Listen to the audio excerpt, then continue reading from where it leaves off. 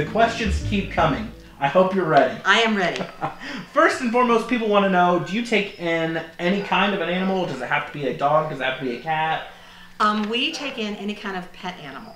Okay. We occasionally will get a wild animal that maybe is injured, or we need to transfer to some kind of a facility that takes care of wild injured animals, but we try not to take in wild animals. We are not qualified to take care of wild animals. We would rather have someone who is qualified to take care of them do that. Now, is that like chickens and pigs and things like that? Oh no, those are farm animals, and we get those. We get chickens, we get a lot of roosters. Sure. Because people will get a rooster, maybe they get, that's that Easter, Rural King! Yes, that Easter time! present, yes, that turns into a rooster, and boy, they make a lot of noise. So. Especially early in the morning.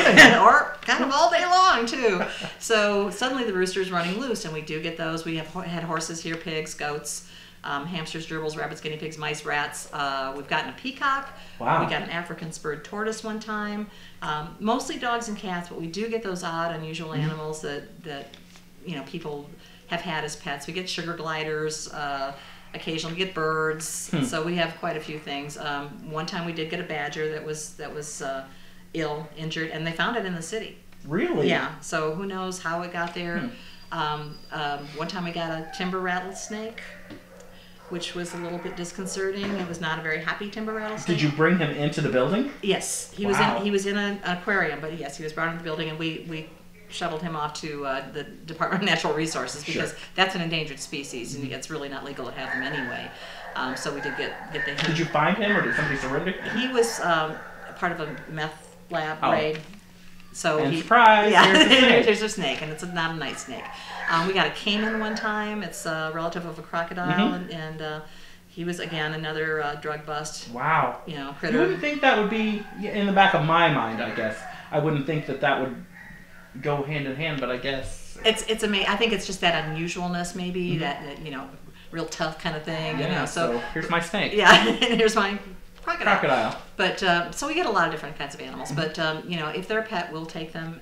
If we don't feel qualified to take care of them, we get every now and then we'll get ferrets. We have a ferret rescue that we work with because ferrets are special cases, and people who love ferrets love ferrets. People who are not so sure about them really should be giving them to people who love ferrets. So we do that. Right now we've got hamsters. Whatever comes through the door, if it's a pet, we'll take it, and we'll try to find a good rescue for it if we feel that that's not something that we want to that we're able to do. So yeah, almost anything. Nice. Can you gift animals? Can I come adopt and gift that animal to a neighbor or a friend who may need one? We don't do surprises. Okay. I personally don't care for surprises that much, and I'm sure that Aunt Bertha would not really care for the surprise of a kitten at Christmas time. So what we do, yes, you can give an animal, but make sure that recipient comes in with you to pick out their own family member. For you to pick out a family member to give to someone that you don't live with may not be the perfect fit. So we want to make sure that whoever it is going to come in and fall in love themselves with a cat or a dog or a puppy, whatever, and that they're going to be the ones to do that. So we can really quickly make up a gift certificate if you want to pay for the adoption. We can do that. We have had people sponsor adoptions, and we talked about that before. So we just don't encourage gift giving unless it's a non-surprise. And they may pick a cat with a different personality more than what you thought they would pick. Exactly. Okay. Exactly. Okay. Do you have an average cost at how much a particular pet might run per day? That's another really kind of hard question because again we have the animal that comes in here, it's in and out, it's healthy, there's no need for any medical care, there's no need for any special treatment. That animal's going to cost us very little, and then you have the animal who comes in maybe older, takes a little bit longer to find an adoption. We have an average of about $110 for a 5-day stay for an animal. That's about it, and that includes both ends of the ranges, so that the easy peasy ones who are out the door right away or who were reclaimed by their owner right away are included in that one that's going to be here for a long time. And that includes things like the vaccinations that we give them, any medications that we give them, any vet care that we may need to, any grooming, also the daily cleaning that we do, staff time, electricity, water, all those things that we need to have. And it starts to add up quickly. It does, it really does. So about $110 for a 5-day stay. The next question isn't an easy question, but it's at the end of life for your pets. And what happens if my pet needs euthanized, due to illness or age? That is, and to me, it is a tough decision. It's a very personal decision.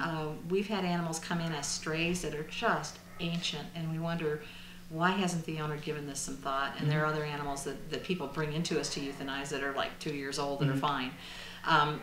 I think it's a personal decision. I think it's a difficult decision, and it's one that you really need to talk over with your veterinarian. Talk about quality of life. Is your pet in pain all the time? If your pet is in pain, is that something that you would want to live with? There are just a lot of different things.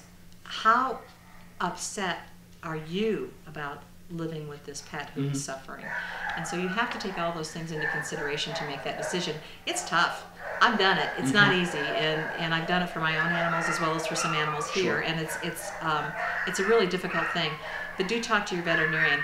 We tend not to request euthanasias here just because we want to deal with the live animals that are here. We want you to go to your veterinarian and do that. That's usually in a quieter atmosphere. It's usually in a, he knows his vet. You can be there with him, and so that's what's really important. But I would say to make that decision, make sure that you're making the right, and it's hard to know that you're making the right decision. Right. It's easy. Or when the time. It's easy to second guess yourself. What if this cat has 5 more good days? But you can't predict the future. You can only look at what you have now, but check and see. What is your pet's quality of life? If it's not good, if this animal is not enjoying being with you, and not enjoying his home, not enjoying his life, then that's a decision that you need to really think hard about. And your vet will be able to help you walk through that as well. Right. The last time I had to have a pet of mine euthanized, I called the vet. I said, I want to come in when he gets his checkup and talk about quality of life. And she was there and sent me a really nice letter because we did have him euthanized. He was very sick, and she said, your decision was correct and kind, and so make sure that your decision is correct and kind, because that's where you want to be coming from with a member of your family that you love. And that just comes with it. I mean, they're part of your life. They're part of your family. And if you guys have any other questions, just keep them coming. I've got lists, and Jean is going to answer all of your questions, so truly keep them coming. Even the tough ones. She'll take the tough ones. So I do appreciate it. And you guys just keep those questions coming.